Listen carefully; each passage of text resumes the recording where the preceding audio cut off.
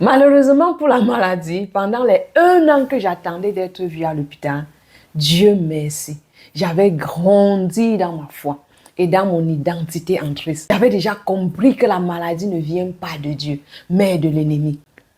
J'avais déjà compris que Jésus nous a donné le pouvoir de guérir toute maladie. Ma foi était déjà au niveau où je savais que rien n'est impossible au Seigneur. Il est le plus grand guérisseur, il est le plus grand docteur. Et en effet, c'est lui qui a fabriqué mon corps. Et il est celui qui est mieux placé pour savoir ce qui ne va pas et comment réparer ce corps.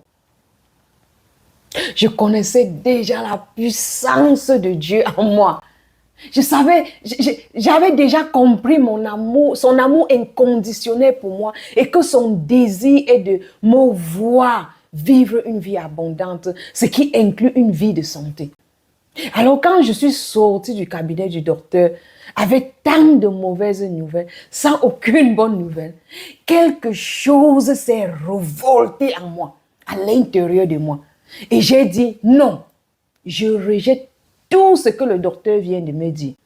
Je sais un Dieu qui est plus grand et plus puissant que le docteur. Je rejette la conclusion du docteur et j'embrasse la promesse de Dieu concernant la guérison dans son livre.